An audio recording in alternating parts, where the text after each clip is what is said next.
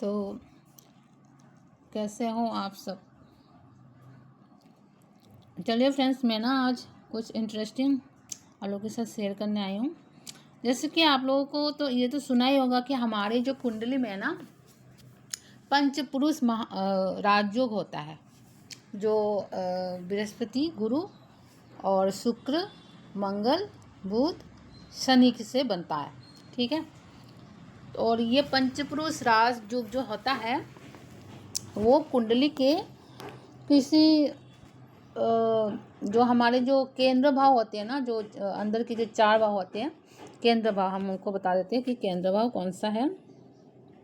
जैसे यहाँ हम दिखाते हैं, जो यहाँ पे जो हमारा कुंडली है, यहाँ पे जो फर्स्ट हाउस है जहाँ पे 9 लिखा है, ये केंद्र भाव, ये केंद्र कहलाता है। ये त्रिकोण भी है पर ये केंद्र भी कहलाता है। ठीक है, जो पहला भाव है हमारा।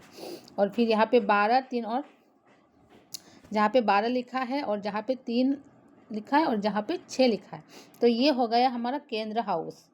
और त्रिकोण जो होता है वो होता है हमारा, जो फर्स्ट हाउस है 9 लिखा है, और यहाँ जो हमारा पंचम भाव होता है 1 लिखा है, और यहाँ हमारा जहाँ 5 है, जहाँ पे 5 लिखा है, जहाँ पे मून बैठा है। ठीक है, तो ये त्रिकोण है, ये लक्ष्मी स्थान है।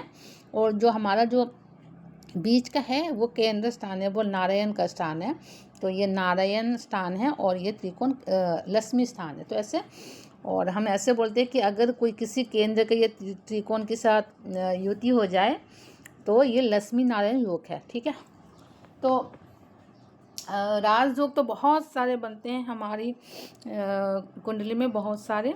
तो सबसे जो फेमस है वो कहता है कि पंच पुरुष राजयोग, तो ये बहुत ही शुभ फल प्रदान करता है। जैसे कि आप, और वो कैसे बनता है, अगर आप जो ग्रह केंद्र में बैठा हो, अपनी राशि में बैठा हो या फिर उच्च के बैठे हो। ठीक है। अब उच्च के अब कैसे बताएं, आपको पता कैसे चलेगा कि उच्च की कौन कहाँ बैठता है। तो जो हमारा जो मंगल है ना, मंगल हमारे उच्च के होते हैं शनि की राशि में, 10 नंबर राशि पे, जहाँ पर कुंभ मकर होता है। ठीक है, जो 10 नंबर राशि है वो मकर होते हैं, वहाँ मंगल उच्च के होते हैं। और नीच के होते हैं हमारे कर्क में जाके 4 नंबर राशि में, इसकी ऑपोजिट में। तो आप ये जान लो कि जहाँ पर उच्च के होते हैं उसके जस्ट ऑपोजिट में जो 7 हाउस है वो उसके नीच की राशि होगा। ठीक है। तो मंगल होते हैं शनि की राशि में उच्च के, और बुध होते हैं अपनी ही राशि, जहाँ पे हम मिथुन बोलते हैं 6 नंबर राशि पे, यहाँ पे वो उच्च के होते हैं। और नीच होते हैं जाके जुपिटर की मीन राशि में 12 नंबर राशि में। ठीक है।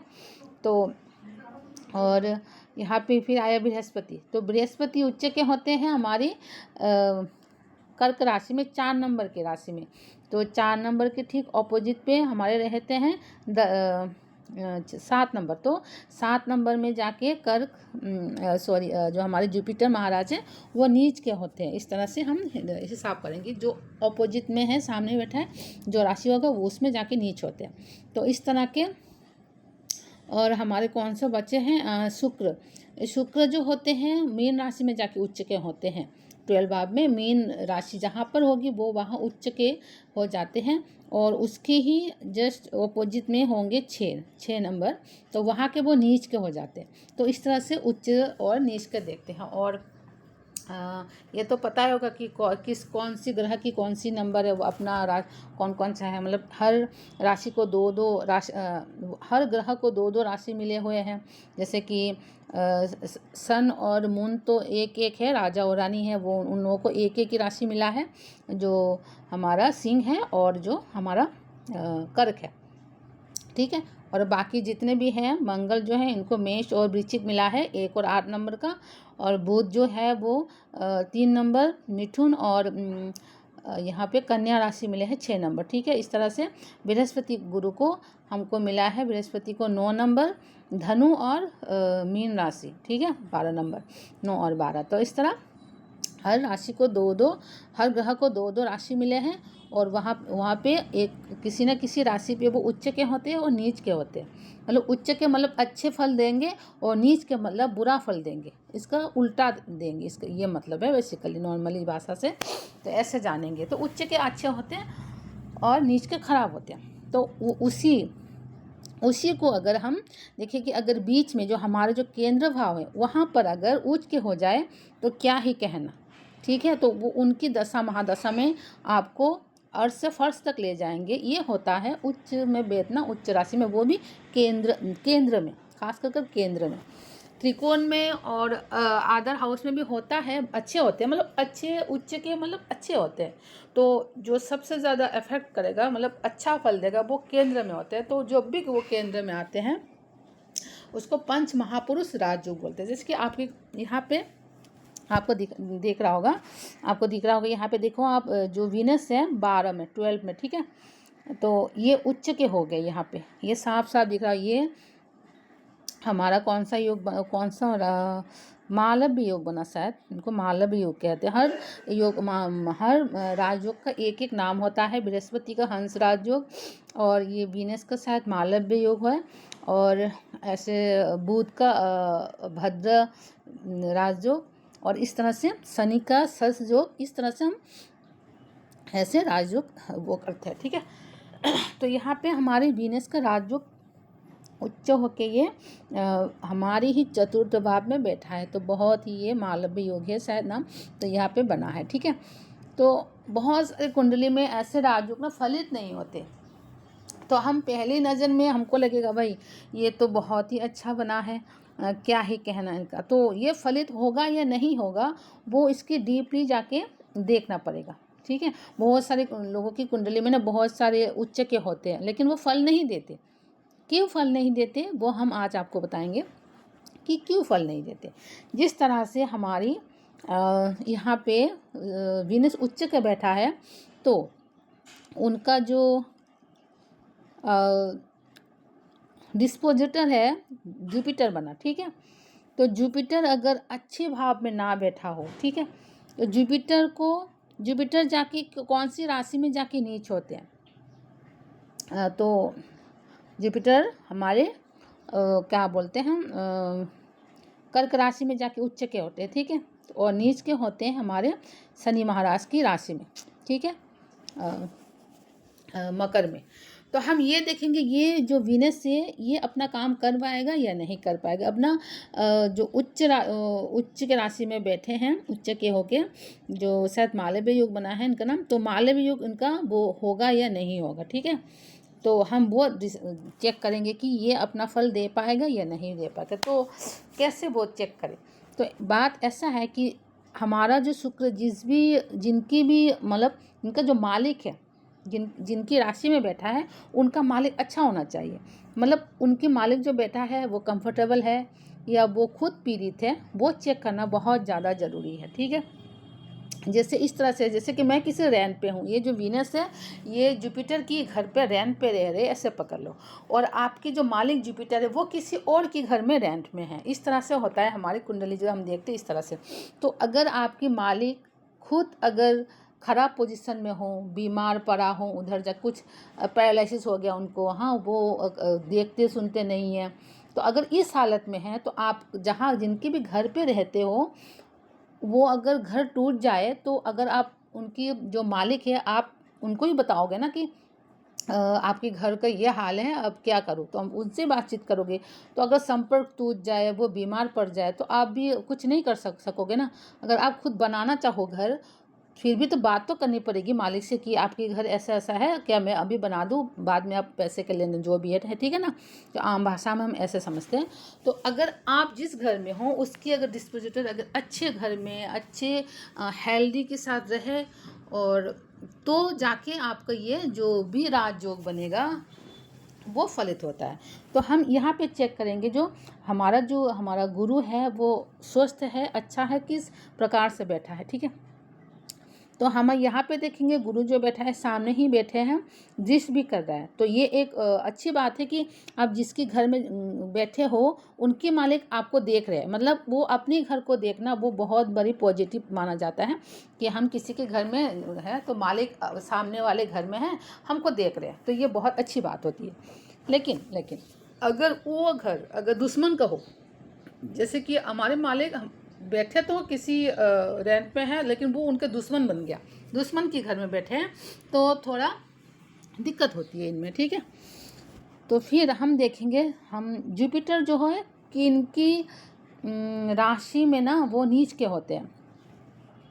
तो हमारा जुपिटर जो है किन की राशि में नीच के होते हैं ये हमको जानना बहुत ज़रूरी है। तो ये जब ये कर्क में ये उच्च के होते हैं तो कर्क की जस्ट ऑपोजिट में कौन आएगा, शनि की राशि मकर आएगा। तो वो मकर की हाउस में जाके वो नीच के होते हैं। तो हमको ये देखना है जो मकर की जो मालिक है शनि जुपिटर को दृष्टि दे रहा है या नहीं दे रहा है, मतलब शनि की नज़र जुपिटर पर है या नहीं। अगर बाय चांस शनि की नज़र जुपिटर पर है, मतलब उनकी जो दुश्मन है वो कट्टर दुश्मन जो वो अगर देख रहे हैं जुपिटर को, मतलब आपके मालिक को, तो आपके मालिक वहाँ अनकंफर्टेबल फील कर रहा है। एक तो थोड़ा दुश्मन के घर में बैठे हो और ऊपर से कोई कट्टर दुश्मन जो उनका भी दोस्त है, मतलब मैं जिन घर पे रेंट में रहती हूँ वो दुश्मन बन गया मेरा, और जो मेरा कट्टर दुश्मन है वो उनका भी दोस्त है। तो हो गया ना मेरा हालत टाइट, ठीक है। तो अगर यहाँ पे शनि की दृष्टि अगर जुपिटर पे पड़े, ठीक है, तो हम हिसाब करेंगे कि शनि की दृष्टि जुपिटर पर पड़ा कि नहीं। तो हम चेक करेंगे 1 2 3 4 5 6 7 8। तो यहाँ पे अच्छी बात यह है कि शनि की दृष्टि जुपिटर पर नहीं पड़ा। अगर वो 10वें या फिर ऐसे 7वें में होते तो दृष्टि पड़ जाता। तो अगर ये शनि की यहाँ पे दृष्टि पड़ जाती तो यहाँ पर जो भी राजयोग फलित होता ना वो कभी नहीं होता, वो कट जाता। तो ये मेथड को बहुत सारे लोग नहीं जानते, कुंडली में देखेंगे और बोलेंगे हाँ उच्च के हैं अच्छा है। भाई अच्छा नहीं है, राजयोग कट भी हो जाते हैं, मतलब फलित भी एकदम ना के बराबर होते हैं, उनको उच्च होना कुछ मायने नहीं रखता। ऐसे नहीं बोलते कि पूरा कट हो गया, लेकिन जो असर है ना वो असर 80% तक कम हो जाएगा, तो फिर नॉर्मली बन गया ना, फिर तो कोई फ़ायदा नहीं हुआ उसकी उच्च के होने का, है ना। और ऊपर से अगर ये वीनस यहाँ पे देखो, यहाँ पे ना 28 डिग्री में है, तो ये वृद्धावस्था में है, एक बूढ़ा आदमी बन गया, तो क्या ही करेगा, क्या फल देगा।